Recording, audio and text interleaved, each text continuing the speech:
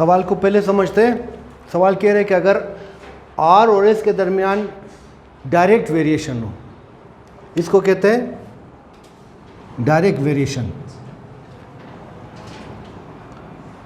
Are is directly proportional to the s, यानी कहने का इसका मतलब क्या है, एस की कीमत ज़्यादा हो जाए आर की कीमत भी ज़्यादा हो जाएगी, एस की कीमत कम हो जाए उसी तनासुब से आर की कीमत भी कम हो जाती है। ठीक है, इस वेरिएशन को कहते हैं या इस तग़य्युर को कहते हैं डायरेक्ट वेरिएशन, कि एक क्वांटिटी जब ज़्यादा हो जाए दूसरी क्वांटिटी भी उसी हिसाब से ज़्यादा हो जाए, अगर ये क्वांटिटी कम हो जाए इसकी वैल्यू भी उसी तरह हिसाब से कम हो जाए। इस किस्म की वेरिएशन को कहते हैं तग़य्युर रास्त या डायरेक्ट वेरिएशन। ठीक है जी, तो इनके दरमियान वही इसकी अलामत ये अलामत है इसकी कि दोनों ऊपर है।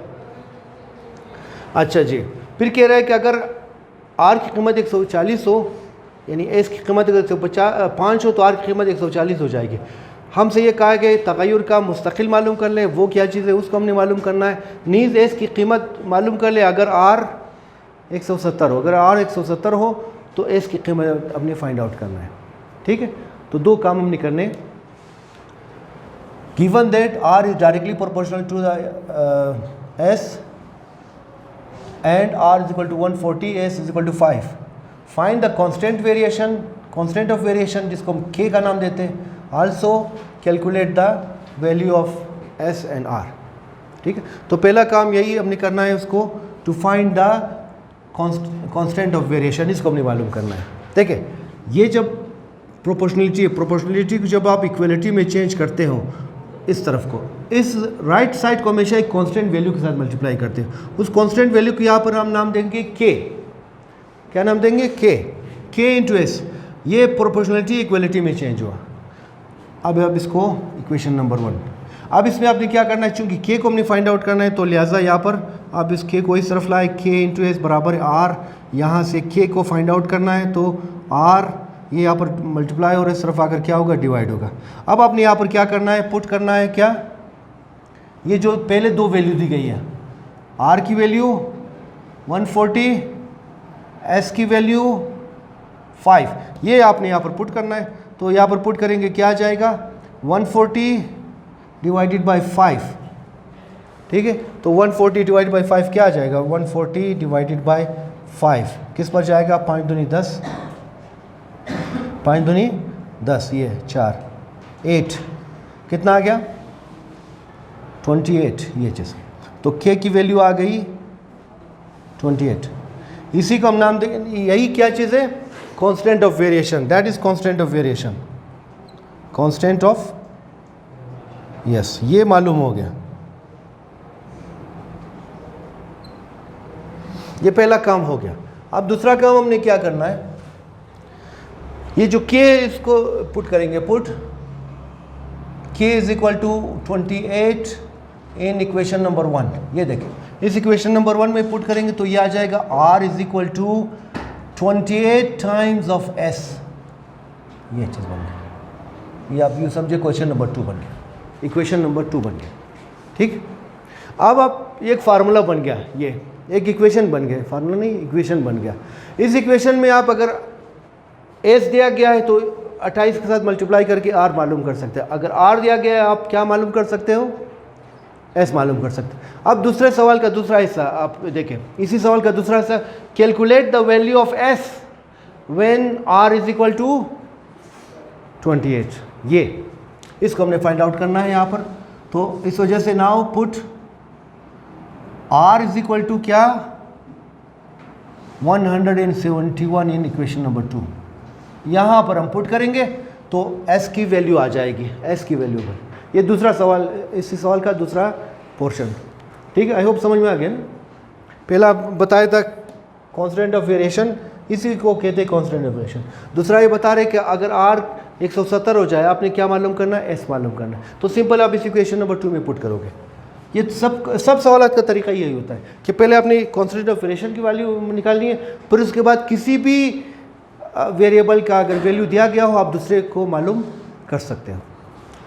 जी यहाँ पर हमने पुट कर लिया, तो इस वजह से ये आ जाएगा 170 इज इक्वल टू 28s।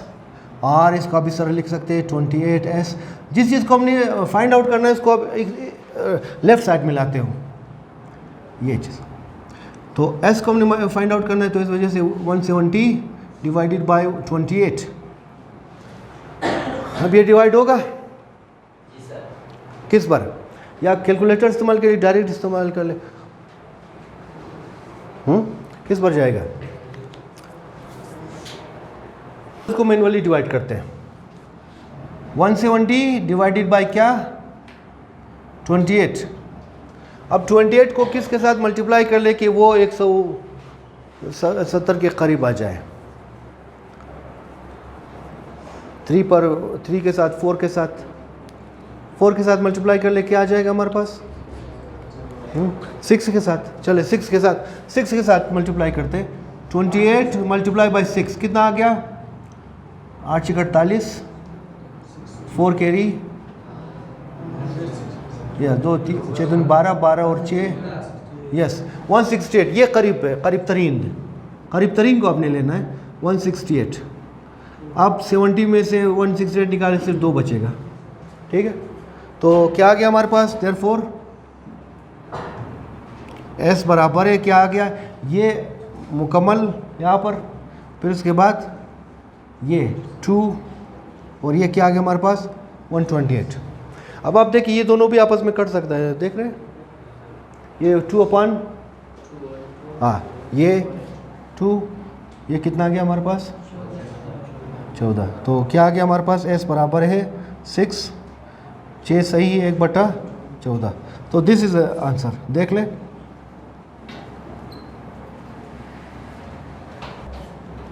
देखिए इसको आप डिवाइड करें, दोनों को 2 पर डिवाइड करें, इसको डिवाइड करिए 14 आ जाएगा, इसको डिवाइड करें कितना आ जाएगा 85। अब आपने क्या करना है, 85 डिवाइडेड बाई 14, पहला वाला भी सही है। 85 को आप डिवाइड कर लिए किस पर, 14 पर, तो किस पर जाएगा, 14 × 42 14 चौक 54 14 चिक 78।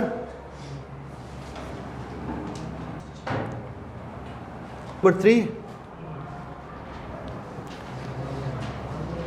if u is directly proportional to the cube root of v, ठीक, and उर्दू लिखा ना मुश्तर,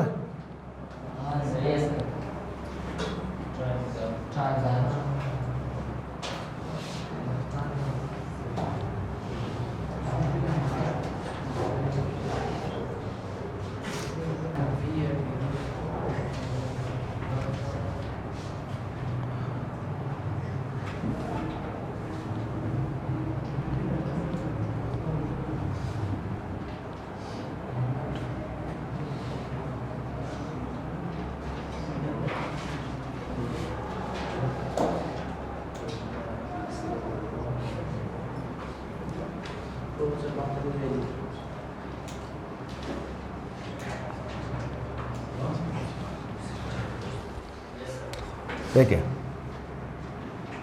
सवाल कह रहा है कि इन दोनों के दरमियान डायरेक्ट वेरिएशन है, u is directly proportional to cube root of v, यानी एज हेयर आप देख ले कि u is directly proportional to direct variation with v cube root, इसका मतलब क्या है, इसका मतलब ये है कि u is directly proportional to the cube root of ये, ठीक है।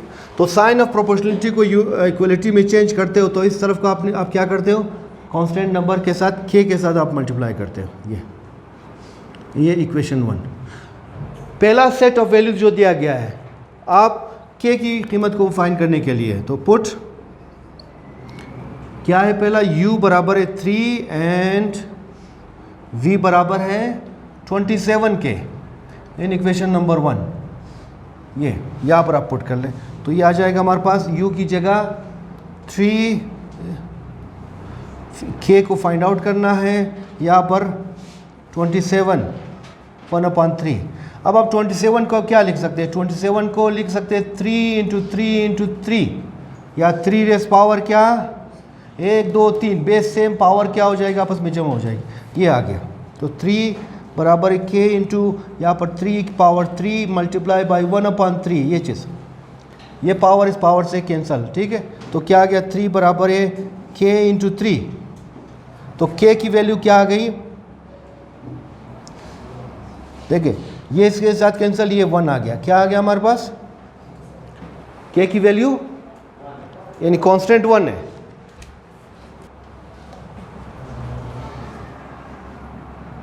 Put k is equal to 1 in equation number 1, ये इसको आपने यहाँ पर पुट करना है। तो असल में हमारे पास इक्वेशन क्या आ गया, 1 इंटू v1/3, ये चीज़, यानी u बराबर है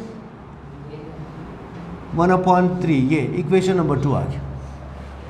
अब इसके बाद दो चीज़ हमसे पूछा गया, पहला हमसे ये पूछा गया अगर u मालूम करना है व्हेन v64, यानी टू फाइंड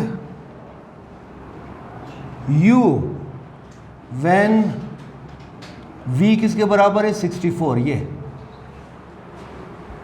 अब क्या करेंगे, इसी को आप लेंगे अब इक्वेशन नंबर 2 में, ये अब इसमें क्या पुट करेंगे, पुट v बराबर 64, ये यहाँ पर, तो क्या आ जाएगा, u बराबर है 64 की पावर 1/3। नाउ 64 का भी हम क्या लिख सकते हैं, 4 इंटू 4 इंटू 4, क्या आ गया 16 चौक 64, 16 4 चौक 16, 16 चौक 64, यानी ये चीज़ 4 4 से 16, 64 64, तो इसका मतलब ये है कि आगे इसको आप लिख सकते हैं 16 को की जगह आप लिख सकते हैं 4 पावर 3 होल पावर 1/3, ये 3 से कैंसिल, तो वैल्यू क्या आ गई u की 4, ये तो जब v की वैल्यू 64 हो u की वैल्यू क्या आ जाएगी, हाँ ये एक आंसर। दूसरा हमसे पूछा है कि find the value of v when u बराबर है 5, ठीक है, तो इसको अब यहां पर कर ले। Now to find v when u बराबर है 5 के, तो अगेन यही इक्वेशन नंबर 2 को हम लेंगे, वी हैव